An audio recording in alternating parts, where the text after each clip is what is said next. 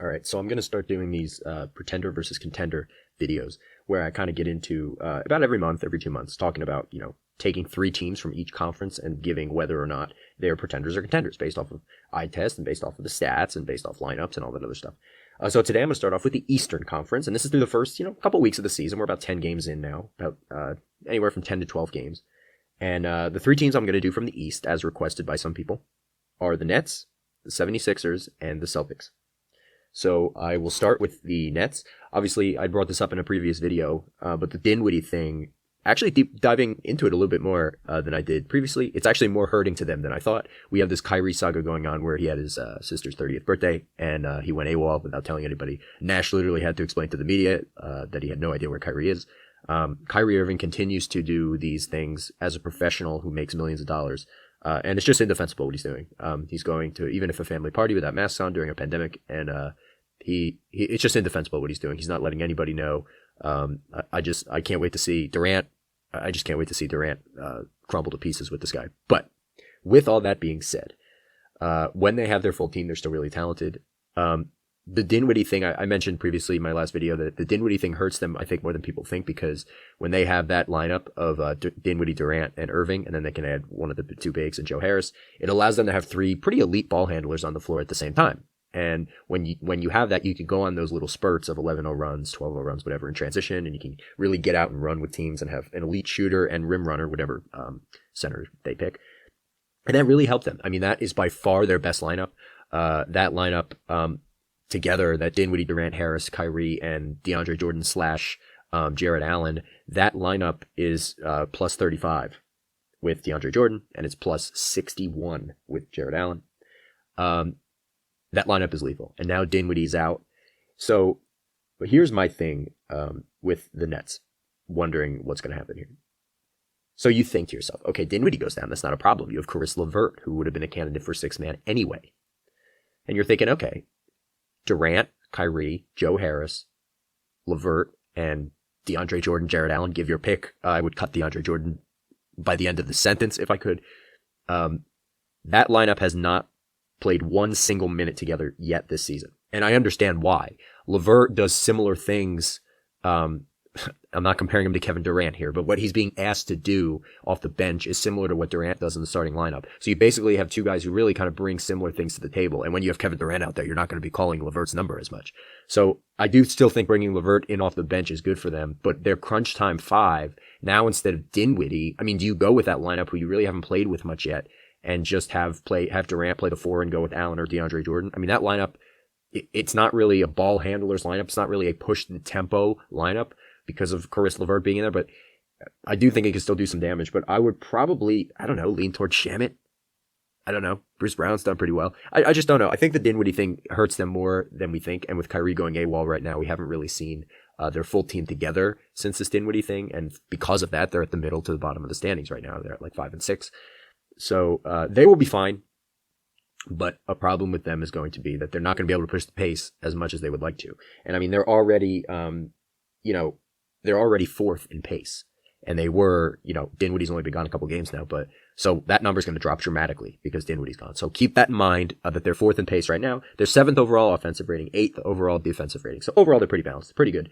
You have Kevin Durant on your team. And because you have Kevin Durant on your team, and when Kyrie Irving plays and isn't bitching like a 5-year-old girl, they are absolutely the most talented team because of those 2 guys. And for that reason, I'm going to call them contenders at this point. I still think they'll go to the finals. But if this keeps up, I mean, don't get me wrong. There's absolutely no doubt in my mind that a team like the Celtics, a team like Milwaukee, a team like 76ers, et cetera, could sneak, a team like them in a playoff series, especially if Kyrie or Kevin Durant goes down along with Dinwiddie. So if they lose 2 of their starters and 2 of their crunch time guys, they're not coming out of the East. If they lose Durant or Kyrie Irving to injury, they're not coming out of the East. But if they have both those guys, they're the favorite to come out of the East. That's how talented those 2 are. All right, so I'm going to go contender on the Nets side, but not as much of a contender as it was after looking up the stats. Dinwiddie is a huge part of their team, and I think we'll start to see that as the season goes on. They look dominant with him, and now that he's gone, we'll see what happens. They're still very deep.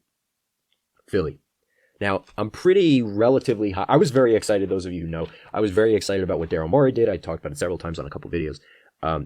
they added 3-point shooting, and you can see the difference already in what they've been doing. So I'll compare last year's most used lineup. So last year for this Philly team, again, I will say though, this Philly team is not very deep.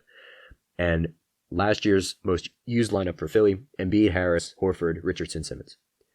That lineup was -6, and they were minus when that lineup was on the floor. They were getting one less three-pointer made per 100 possessions or whatever it is. So they're minus in the 3-point category. They couldn't shoot threes. They were a team that really wasn't into shooting threes, and they were unable to keep up with teams offensively. And this year, you can see that has completely flipped the switch. So they went from in the negative category to this year, their starting lineup that they use for the overwhelming majority of their minutes. I mean, this starting lineup of Curry, Embiid, Danny Green, Tobias Harris, Ben Simmons has played 140 minutes so far, and the next most used lineup played only 30 minutes. So when you look at this lineup, the depth is obviously a problem for them, but this lineup is plus 15, and they're plus 3-pointers made per 100 possessions. So that's if that team were to play 100 possessions. And, that is significantly better than what they did last year. I mean, this Philly team was drastically lacking in the 3-point category. And they're still very good defensively. They're 5th in pace, 3rd in defense. So they're going to be very good defensively. Ben Simmons, has potential to be Defensive Player of the Year. Embiid's putting up MVP numbers so far. And Harris has looked like an All-NBA guy so far. So, and Seth Curry's been out of his mind. Seriously, this has been the best Seth Curry season. He was already one of the best 3-point shooters ever, and he's just really adding to it. He's been sensationally good. Another lineup that's doing really well for them is substituting in Danny Green for Shake Milton. Danny Green's been fucking atrocious. I mean, he's still really bad. So Philly's going to need to do something about him. I don't know if he's their crunch time guy, if you go Shake or Thibault or maybe Maxey. Every lineup with Dwight Howard is a minus. Every single lineup where Dwight Howard is in, he's a minus. He needs to retire. He is so bad. He's looked bad.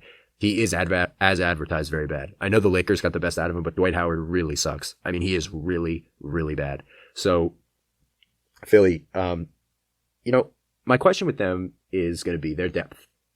Because we saw this, right, with that team in 2019 that played the Raptors in Game 7, right? I mean, that team had played they were exhausted. I mean, granted, they were sensational. I mean, if they had beaten Toronto and Kawhi's bounce hadn't gone, I mean, you could have argued that they would have gone on to beat Milwaukee, but they had, I mean, take a look at that game where they played Kawhi in Toronto in the playoffs, right? Embiid, 45 minutes. Jimmy Butler, 43 minutes.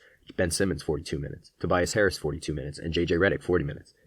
And then only 2 other guys played that game. James Ennis played 14 and Mike's got paid 10. So it's kind of like, okay, it looks like it's heading towards one of those where crunch time is Curry, Embiid, Harris, and Simmons, and then you kind of rotate between Danny Green and Shake Milton and Thibault and Maxey, depending on what you want, offense, defense, whatever. Mike Scott still plays barely, and Dwight Howard will never play in the playoffs. They're going to put him in. I mean, they're really going to ramp up Embiid to be used a lot, especially down the stretch, especially in the postseason. So Philly, with that being said, with the Kyrie stuff going on in Brooklyn and the injury potential of those two guys, I do still think there is other contenders in the East. I'm going to go Philly as a contender for now. Okay, their depth really scares me because I know that Embiid, how tired he gets. It's not like it's any center. It's not like it's Rudy Gobert and you're asking that guy to go play 43 minutes a game. Like, that's fine. He can do that. He doesn't do much except play defense. But, if you're asking Joel Embiid, a guy who's already has a lot of mass, he's not just a big guy. He has a lot of mass. And we know that he's out of shape a lot. But he has been putting up, I mean, seriously, MVP numbers so far. And I know this team's really good. Daryl Morey's done a nice job getting shooting around this team. And Seth Curry's playing out of his mind right now. So maybe I'm overreacting to this team. But they're really good. Are they contenders? Yes. Would they make the Final Four right now in the East? Probably. I'd probably go Nets, Celtics, Sixers, and Milwaukee for now. But I'd say yes, they're contenders. I think they can beat any team in the East. But in a 7-game series, it's going to be very tough, especially if you have a guy like Embiid, who's your best player, and he gets tired relatively easily. So first two are going to be contenders early. The Nets more so than Philly, but we'll see what happens with that. Moving on to my Celtics, who I was a little worried about the first couple of games of the year. But now they're, today sitting at the top of the East, 7-4, 7-3, whatever they are.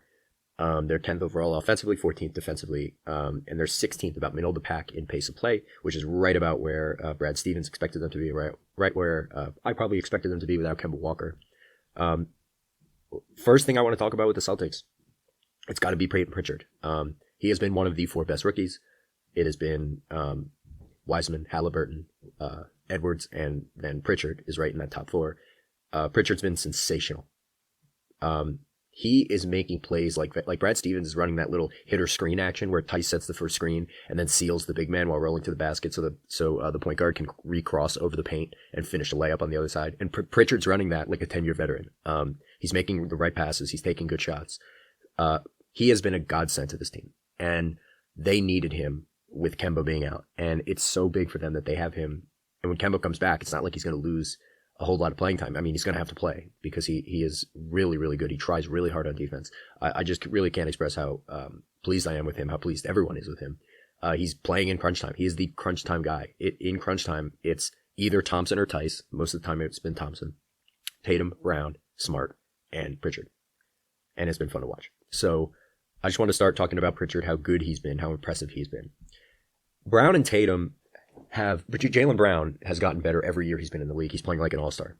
He's been the best player on the Celtics this year. And then Jason Tatum said, move over a second, I'm still the best player, and had a sensational week before they got shut down. They only have like 4 guys playing right now. But Tatum and Brown are both taking like 30 shots a game. Not really, but they're taking a lot of shots a game, the most by far. Actually, if you look at the numbers, Tatum plus the bench is plus 28. So Tatum is actually killing it with the bench. Their starting 5 is actually minus 11. Brad Stevens is put in this defensive lineup with Tice and Thompson running at the same time. That shit doesn't work. That lineup's minus 11, and it's their most played lineup, like by far, and they're still in first place through 10 games, which I don't understand. But Kemba is actually slated to come back. He was supposed to come back Friday on their Friday game against Orlando, but that game's not being played because all the Celtics are in COVID protocols. So Kemba's going to be ready to go sooner than I thought. And the Celtics are going to have their full team pretty much by next week. And they're at the top of the East right now.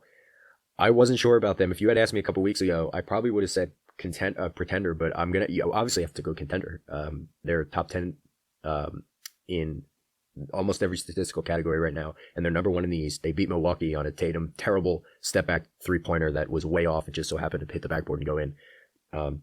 He hit another game winner against Indiana. Him and Brown have been very clutch this season. Peyton Pritchard's been very clutch this season. This team's not as good defensively as they were last year. That's why they went in the bubble. That lineup in the bubble of Kemba, Smart, Brown, Tatum, and Tice, I mean, they got them all the way to the conference finals, where I don't know what the fuck happened against Miami, but they kind of just screwed the pooch, and Miami played really well. They out-hustled them and everything like that. But they have a little more depth. Jeff Teague and Peyton Pritchard are both guards, but they're both playing really well. And Ojale is finally not unplayable anymore. He can hit a corner 3, which is unbelievable. Bob Williams continues to get better. And so for right now, Tatum and the bench is doing really well. Kemba's about to come back, and Jaylen Brown looks like an all-star. So you combine all those things, and you're going to get the team that's number 1 in the East and not even playing to their full defensive potential yet. So I'm really excited about that for them. So all 3 teams are actually going to be contenders. They are, 3 of the 4 best teams in the East right now. Milwaukee, obviously, I'm probably going to get to them at some point, but it's early, still very early. And Brooklyn, Brooklyn, Philly, and the Celtics are all going to be in the conversation at the end of the year. We'll see what happens with Kyrie Irving, what his penalties are over the next 10 to 14 days in quarantine. We'll see what happens with Philly's depth, and we'll see how good the Celtics get with Kemba coming back. So that is going to conclude this video for today. I'm going to do a Western Conference video coming up really soon, but all 3 are contenders for now, and then we'll see what happens down the road.